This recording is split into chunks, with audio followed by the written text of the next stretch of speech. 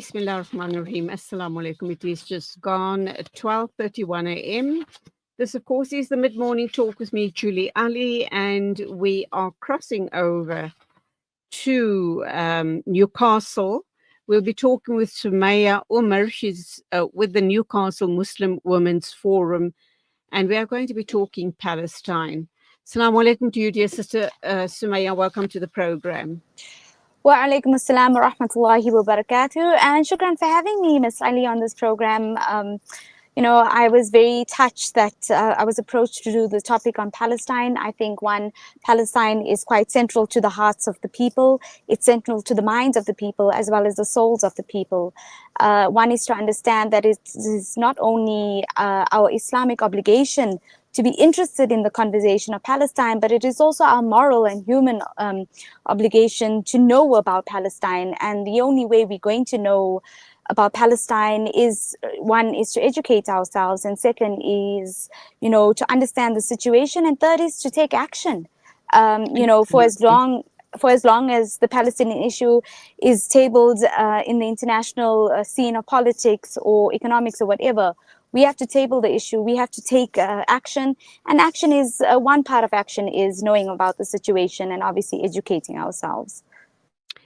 Couldn't agree with you more. Now, when the October 7 situation unfolded in apartheid Israel by Hamas, and then the repercussions thereafter, which are way too horrific to mention. Shortly after that, when we saw how apartheid Israel retaliated against innocent men, women, and children, I referred to the situation as a genocide, and this was on another platform. I am in the media, so I appear on two different platforms, and on the other platform, I referred to the situation as it was unfolding as a genocide. And I got called out for that, not by non-Muslims, not by Zionists. I got called out by our own people. In fact, I got called out by someone within the space where I was working. And I was hauled over the coals, and I was warned not to use the term genocide again because they'd received complaints about me using the term genocide.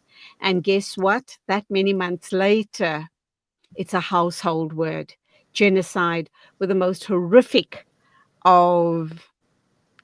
when you use the word genocide, the type of images that it conjures up in your mind is totally unimaginable.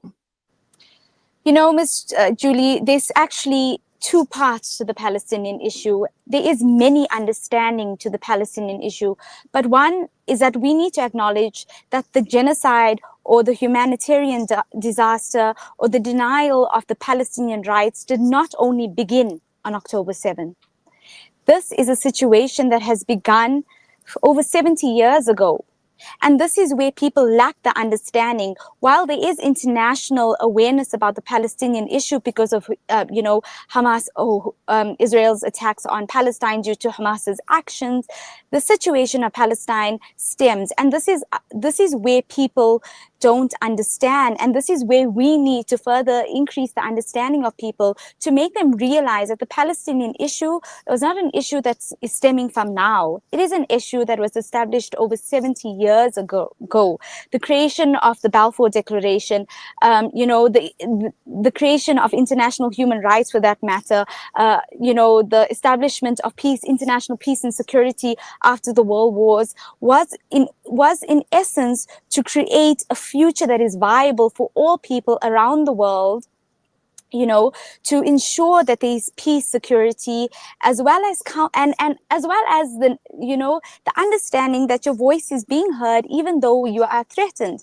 And what we see with the Palestinian issue is that since October 7th attacks, it is no longer not only a humanitarian disaster, but it is rather an international and a large-scale problem that we are having, because one is over the last 70 years, the world has ignored the rights of Palestinians. We know that Israel is an apartheid state, regardless of what the situation. They are in breach of international law and violation of human rights. I mean, that we knew for the last 70 years. But the question is, they also had a choice to retaliate the way they did, even though Hamas antagonized them. Now, if we are going to say Israel did this and Hamas did this, we are never going to come towards a viable and peaceful solution. And this is where the world needs to ask themselves is, yes, humanitarian wise, there has been a call for peace, justice, equality, and security for the people of Palestine. But the thing is that where to from now? Because Israel, the Palestinian death toll, like you mentioned, men, women, and children are victims of the struggle. But the death toll keeps rising. The forceful occupation of the Palestinian line, the illegal annexation, these are issues that have not started just last year or 2 years ago or 10 years ago. These are issues that are stemming over 70 years. And, the mere establishment of the state of Israel, the intention was never for the people of the Levant. It was the creation of a Jewish state only to ensure that Jewish rights, and we see this because Israel was premised on an apartheid state. It created, even within Gaza and the Gaza Strip, which is only 360 kilometers long or whatever, which was known as an open air prison, but now we see it's an open air graveyard. And these are the things that we can work on, the facts of what Israel has been doing to Palestine despite the October 7th attacks. It does not give them any justifiable means to kill people, to persecute people, and as you said, genocide, because it is a genocide at the end of the day. And the saddest reality of this is that the world, despite the ongoing BDS movements, despite the ongoing calls for humanitarian peace, justice, and equality, is that we cannot enforce a peaceful solution that allows for basic human rights of the Palestinians, basic humanitarian aid, and this is what we have to realize, is that society at large, humanity at large, are failing, and it's not only Palestine that is to go into question. I mean, Kashmir, for example, is also being occupied at the moment. So there are a lot of questions. There's a lot of things that we need to understand. But most importantly is that we need to know the facts about the situation. And secondly, the world needs to be on the same page. And in this way, it will be the only way, if we are on the same page with one united voice, to ensure peace, stability, and security. And at the end of the day, to ensure that Israel does not continue with its human rights violation, does not continue with its large-scale killing of innocent people. Because my question is that how does a Palestinian pose, just by their mere existence, pose a threat to Israel? And Well, on what obviously, grounds? mhm. Yeah, sure, Obviously, sure. and very sadly, we do know that apartheid Israel is being supported and funded in a very big way by the USA and, of course, the UK. So there seems to be a bigger plan in place as far as the rights of apartheid Israel, their right to exist, is concerned, as far as white imperialistic sources are concerned. Um, yes, we are aware of the fact that this atrocity didn't start only on October the 7th. We know there's a history in place which is way older than 70 years. We also know that the British were, I suppose, the troublemakers as far as the Balfour Accord is concerned. They were the mischief makers. They were the ones in collusion with other European powers to get rid of Jews from Europe, because they saw Jews being a problem in Germany, etc. And they then struck a deal with powerful politicians all around the Western world, including Saudi leaders, tribesmen that were involved as that Balfour Accord was drawn up. And during that time, the Palestinians were very accommodating more than accommodating to have Israelis come and live side by side and look what's happened. So, having said that and understanding the history, I think we need to understand, and this is something we need to conscientize our children about, is the importance of terms like genocide, language like occupation. When we talk about Palestine, you and I understand all of the dynamics surrounding language and the actual situation for what it is. But how are we conscientizing our children? Have you got any ideas around that? Miss Julie, of course I do. First we need to understand that power is knowledge and knowledge is power. And you mentioned language. Language is so important to understand not only the historical context, but to place yourself in a situation in order to gain understanding about what is going on. The terms genocide, the terms to describe the situation in Palestine, human rights violation, freedom of rights, equality, justice, these are terms that are so important and so valuable.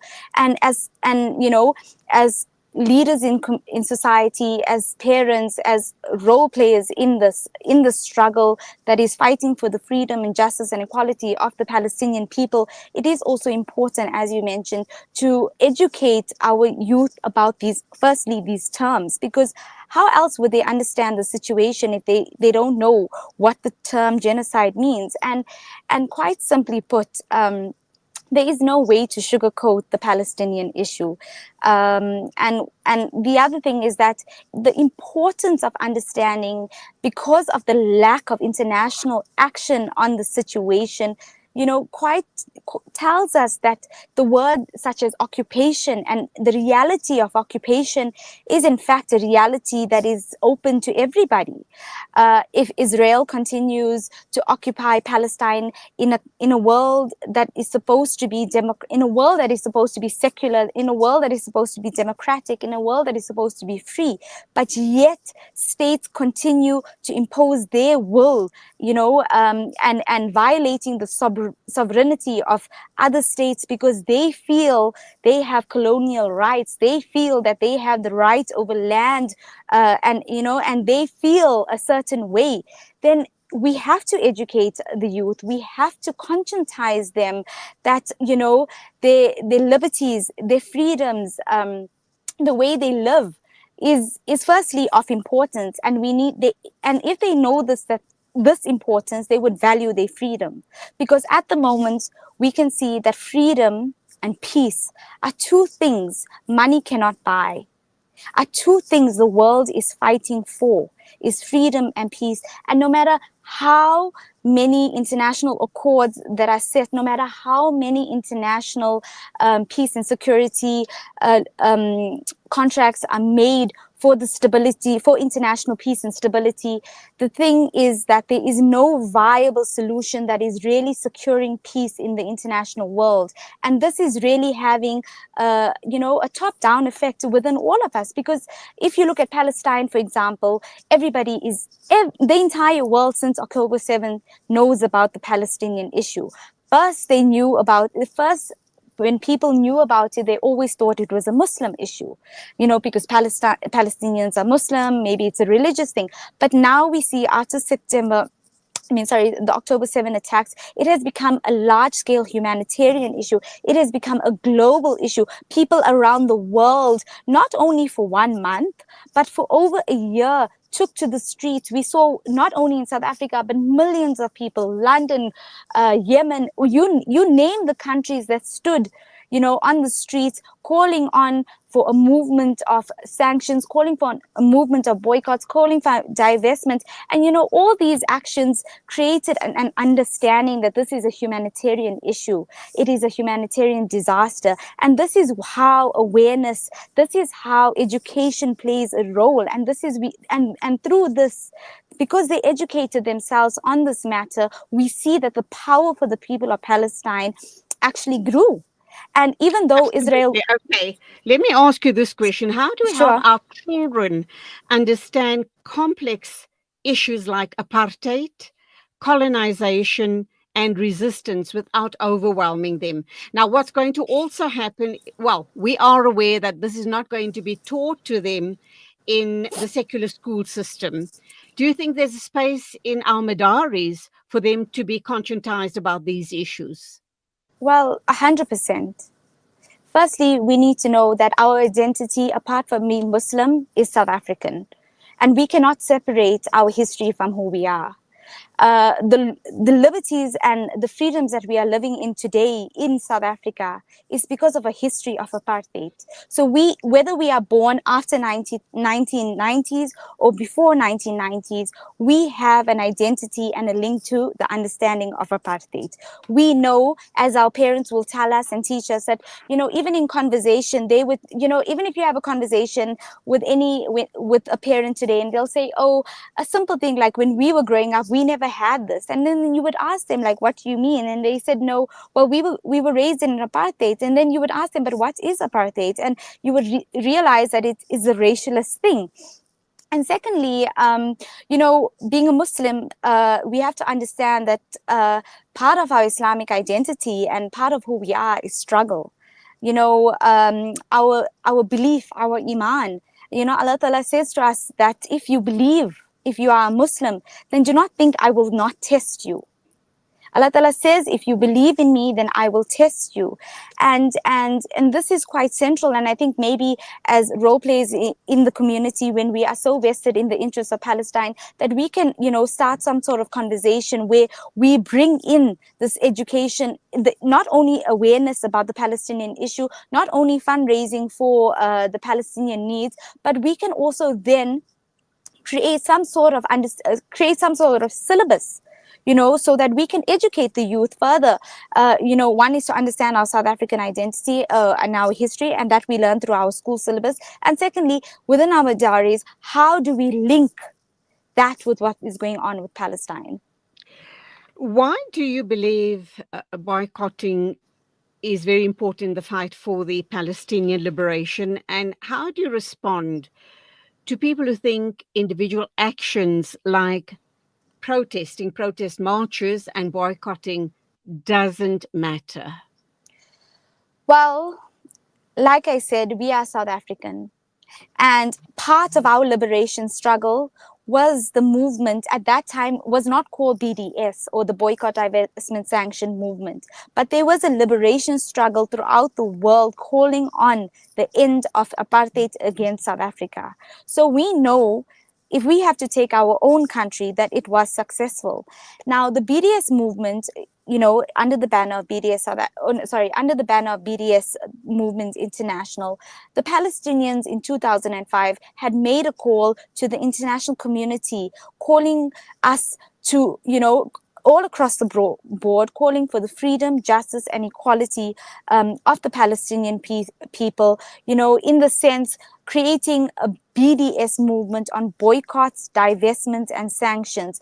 It is a non-violent, a peaceful, as well as a moral and ethical movement to conscientize the people throughout the world, so that they can take action and apply pressure on their governments to either boycott certain products, because companies, through pressure, through education, through pressure, because these countries are, involved in the violation of human rights of the Palestinian people, or even enforce enough pressure for the governments to impose sanctions based on what Israel is doing, or even divest from companies that are involved in the illegal occupation, that are involved in the illegal annexation of Palestinian land, and all the other things that Israel is doing they feel rightfully, but wrongfully so, on the Palestinian people. And, because of the liberation, the success of the liberation movements throughout the world to overcome the struggle of colonialism and ensure, liberation. If we have to understand, in the 20th century, we know that most of the world was plagued by colonialism. And now that we are living in the 21st century, we know that now most of the world is freed from this. So we see that liberation and the liberation struggle, voices can be heard, voices are heard, but at the moment, our voices for Palestine is is, not to say struggling, but it is limited because Israel has an open hand to do what they please and what they want. But nonetheless, we should not, be despondent in calling on for BDS actions against Israel, because Israel is in clear violation of human rights. Israel is in clear violation of breach of international law. Israel has no right to do what they are doing to the people of Palestine. I mean, it is just morally, humanitarianly, on every level wrong. And I think apartheid Israel does feel very, very justified in what they're doing because they've got the backing of Trump, Elon Musk, and a few other European countries, Britain itself. So they feel pretty justified in doing what they're doing. They believe that the land of Palestine was promised to them by God, according to their the Talmud, that it's their promised land and it's their right to occupy the land. But be that as it may, I suppose we should keep that for another discussion. But do you believe that? All right, let's look at the situation with BDS, and I'll come back to the second part of my question. They've been calling for divestment and boycotts and sanctions. Do you believe that BDS and like-minded people are on the road to success as far as those calls of theirs are concerned? Well, Miss Ali, while I was studying Only politics, Julie. Okay, okay, Julie. Julie, right? To be honest, about 10 years ago, I was part of the BDS movement in South Africa for a few number of years while I was studying my undergrad in politics. And I was even the head of the international events coordinator for the BDS movement in South Africa. And we know that at the moment, there is for the last couple of years since the collapse of the BDS movement in South Africa, I'm not talking about international, but in South Africa, the Palestinian voice has what happened was the BDS movement in South Africa was an umbrella body, and all these other organizations filled under that, and they were the leading voice. But from my experience, what we did in those years, it was a tremendous success. We've, just to mention a few, we even managed to have academic boycotts with WITS UJ. We were working on the University of Pretoria. So I personally have witnessed the success of the BDS movement. We called on the Woolworths boycott at that time, and Woolworths then eventually, after 1 year of hard work, stopped they withdraw their shares and so forth. And even now with and even talking about Woolworths, we saw that within the last year they had at one stage pulled off their products from Israel. So we see that there is, it might not be as substantial as what we need it to be at the moment in respect to the killings of the Palestinians, but we know that the voice is being heard. We know that Israel is aware of the BDS movement internationally as well as globally, because the moment they do something, the voices of the people go to the streets. We are aware that South Africa has played an instrumental role in the ICJ and is interested in the conversation about a peaceful solution for Palestine. But what we have to continue to question, and we should never back down on it, is that for as long as the Palestinian people have not been guaranteed their freedoms and rights, we should never back down in the call for their freedom, rights, and equality. And we should continue to hold organizations, we should continue to hold companies, we should continue to hold governments accountable for their lack of voice. They might show interest, but what are they doing? And this is what we need to continue to do. I personally have witnessed the success of the BDS movement in South Africa. I personally was involved in it over the years, and I do call upon the new BDS coalition in South Africa under the BDS banner. I do call upon, I was part of a time where the Palestinian movement was rocking. When I tell you rocking in South Africa, it was anything that Israel did, we took to the streets. We had a march. We used to march. I can't even talk about it. And really, I know that the spark is in there for the South African people. And I think we need to further unify our voices. We need to collectively gain our strength. We come from a history of struggle, and we must never forget Okay. that. We're going to have to wrap up, Sumayya. No problem. I'm going to have to ask, I need to Sure. wrap up with a few very important questions. Sure. Do you believe, all right, when we look at Palestine, a lot of people till now in the Western world and possibly locally as well, still confuse the struggle as a Muslim struggle.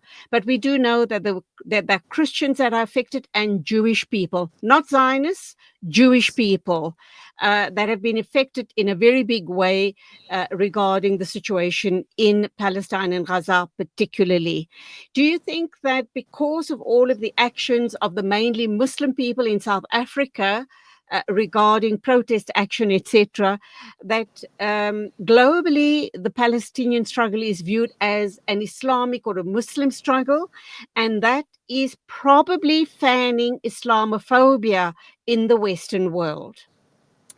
Well, one, I can say that the narrative is changing. I think previously we can acknowledge that primarily the Palestinian issue was regarded so-called and Muslim issue. But since October 7th attacks and the choice that Israel made to react in such a defensive way, such an oppressive way, people are now understanding that this is no longer a Muslim issue. It is a humanitarian issue. The mere action of Israel not allowing humanitarian aid into the Gaza Strip indicates the action of bombing hospital. You know, the world saw these actions live, and they are realizing that, yes, this is now a human issue. Secondly, the actions of Israel targeting churches, targeting Jewish areas, not allowing Jewish voices to speak on the issue when they do have the right to speak, indicates that the world is aware that this is now a humanitarian issue. Yes, so the narrative is changing. I believe that I believe also that one is that you cannot separate politics from religion. And you cannot separate religion from politics. This is really a conversation for another time. It is too deep. You have to have the right understanding as well as the right knowledge. But we know that since since the Bush administration, since the 9/11 attacks, the world has always been living in fear of Muslims because of the attacks that were made on September 11. We cannot forget that we have been made victims. We have been given, this sort of identity of being terrorists, have been whatever bad connotations that were given to Muslims. We cannot forget this, but we know now that the narrative is changing. We are aware that the Palestinian issue is a humanitarian issue, and we are sensitive not only to the Palestinians who are Muslim, but we are sensitive to all Palestinians who have a right to freedom, justice, and equality. And their right is the right to live. They should not be denied any human rights. They should be granted all their land and whatever it is owed to them. So Israel is in fact, in breach of international law. They, in fact, and you cannot, and you are right when you spoke, Ms. Julie, and said that you always linked Israel as an apartheid state, and we should call an apartheid Israel, because Absolutely. this is what Absolutely. the structure of their government is based on, and nobody should separate that. And when going forward in our conversation, this is what we should leave on, is that never ever separate Israel and call them, they are an apartheid state. And when you refer to Israel, you must refer to them as apartheid Israel. This foremost will tell you what is going on in the situation in the Palestinian area. Sumayya Omar from the Newcastle Muslim Women's Forum. It's been an absolute pleasure having you on the show. I can hear from the way you responded that this is a situation very close to your heart, as it is to ours and to all of us in South Africa. Alhamdulillah, may we never forget the struggles of the Palestinian people. Let us keep them in our lives, in our du'as every day. Let's not put down our banners. Let's not get tired of protest action. Let us not believe that boycotts don't work, because they do. in fact work. Even the smallest action collectively will make the biggest difference. So thank you for your input. Lovely talking to you. Hopefully we will talk Shukran. again in the future. Go well, and assalamu alaikum to you. Wa alaikum assalam. Shukran for having me. It's exactly 1 minute after 1 o'clock, and that, of course, means it's wrap up time for me. Thank you indeed for your company. I sincerely hope you've enjoyed all of our amazing guests on the show today. And every time I come here to do the show, even news and views, I walk away with having learned something new, broadening my knowledge base. Even if it's just one little thing, I grow every time I interact with someone on the show. So thank you all for touching my life in a positive way. And we hope and pray, inshallah, that all of us here at Salam Media are making a difference, however small it might be. But we make dua, inshallah, Allah accepts all of our efforts and that we are making a difference. Till you and I get together again next week, Monday in the morning, news and views. Take care on the road. There's another holiday coming up on Thursday. So enjoy, but take it easy. And as I've said, till we get together again, Assalamu alaikum and Khudafiz from me, Julie Ali.